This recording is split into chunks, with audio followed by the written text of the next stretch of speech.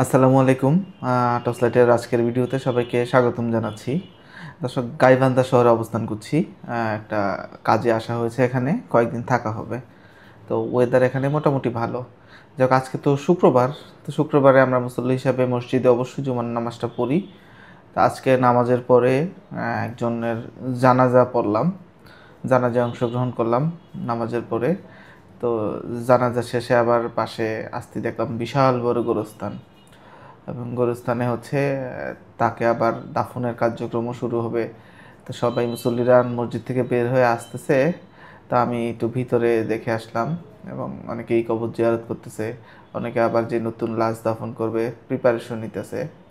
তা আসলে এইসব জায়গাগুলোতে আসলে মানে নিজেকে চিনা যায়, আত্ম উপলব্ধি করা যায়।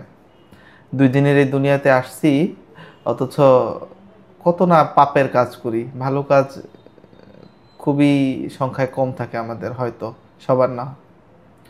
এই যে জায়গা জমি নিয়ে ঝামেলা, তারপরে হচ্ছে রাস্তাঘাটে র্যাপ হয়, তারপরে জীবনের নিরাপত্তা নাই। তো এই যে জীবন, হঠাৎ করে শরীরে প্রাণ আছে, সেকেন্ডের মধ্যেই হয়তো নাও থাকতে পারি।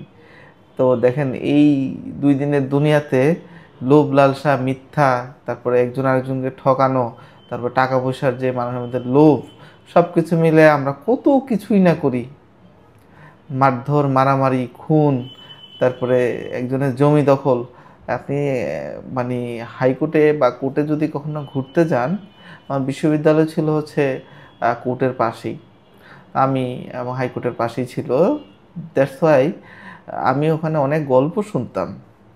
বিভিন্ন যারা আসে, ভাই 20 বছর ধরে তারা কোর্টে দৌড়াইতেছে, সমাধান নাই। জমির মামলা তো দেশের যত প্রকার পেন্ডিং মামলা আছে, এর অর্ধেকের বেশি হচ্ছে জমির মামলা। এগুলো কবে শেষ হবে কেউ জানে না। তো এই হচ্ছে বাস্তবতা। তো আপনার আমার এই যে বাহাদুরি, এই যে গৌরব, এই যে নেম ফেম, রাজনৈতিকভাবে একজন আরেকজনকে দমায় রাখা, ক্ষমতার জন্য মানুষ হত্যা, ভাই জীবন আজ আছে, কালকে নাও থাকতে পারে। তাই আমাদের সৎ কাজ করা উচিত, ভালো কাজ করা উচিত। এই যে 2 দিন আগে বিমান দুর্ঘটনায় এই ছোট ছোট বাচ্চারা মারা গেল, প্রায় কি বলে শতাধিকের বেশি কি বলে আহত, তাও গায়ে পুরা ব্যাপকভাবে আহত। আরও মৃত্যু সংখ্যা বাড়তে পারে, এবং প্রায় 30-40 জনের মতো এখনও ঘোষণা অনুযায়ী মারা গিয়েছে। এরপরে দেখেন, গত বছর এই জুলাইতে, আজকের এই জুলাইতে তুমুল আন্দোলন চলতেছিল।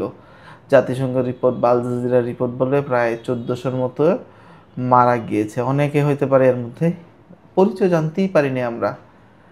তারপরে দেখেন রাস্তাঘাটে অ্যাক্সিডেন্টালি কত মানুষ মারা যায়। তারপরে যে কোনো, আমাদের দেশে তো বজ্রপাতেও মানুষ মরে। মানে জীবনের নিরাপত্তা কই ভাই? আপনি যে কোনো জায়গায় আপনি চিন্তায় হইতে পারেন, রাস্তার মধ্যে আপনাকে মানুষ 5 জন ধরে মারবে, বাকিরা তাকাই দেখবে। ভাই, বেশি দিন আগের কথা না, এই বাংলাদেশেই মানুষ মনে করতো যে আমি যখন জনগণের মাঝখানে থাকবো, দৌড়ে একটা বিপদ হয়েছে, মানুষের মাঝখানে চলে গেছে, আমি নিরাপদ, আমাকে আর কিছু বলবে না।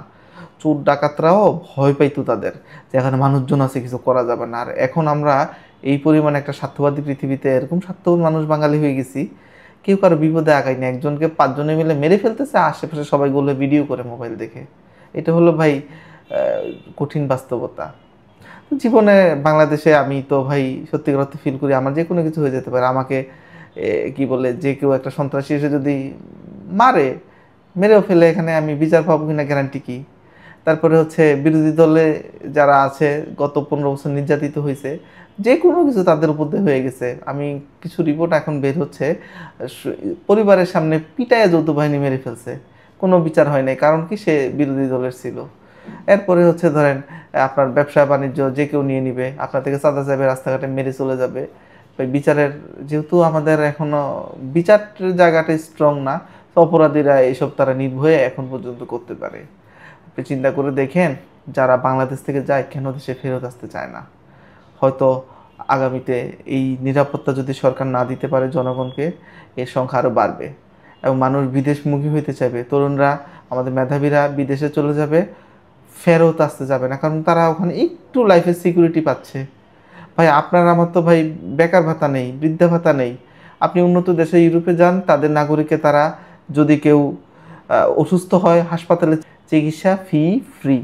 তারপরে হচ্ছে ওখানে যে বয়স্ক ভাতা ফ্রি, কেউ বেকার থাকলে গভর্নমেন্ট তার দায়িত্ব নেয়, আমাদের সাথে এই দায়িত্বটা কেউ নেয় না ভাই। তো এই আর কি, আমরা জানি না কবে সোনার বাংলা সত্যিকার অর্থ হবে আমাদের। তো এই কষ্ট লাগে এসব বলতে, কিন্তু কিছু দেশকে ভালোবাসি, দেশেই থাকি বা দেশেই থাকার ইচ্ছা, কিন্তু দিন দিন ভালো হবে এটাই প্রত্যাশা করি। আজ এইটুকুই বলবো, ভালোটা হবে এবং আমাদের সুযোগও আছে ভালো হওয়ার, ইনশাল্লাহ। ভালো থাকবেন সবাই। টোস্টারের পক্ষ থেকে শুভেচ্ছা রইল। আর অবশ্যই আমাদের ভিডিও বেশি বেশি করে শেয়ার করবেন, লাইক করবেন, এবং অবশ্যই যারা ইউটিউবে দেখছেন আমাদের সাবস্ক্রাইব করতে ভুলবেন না। আল্লাহ হাফেজ।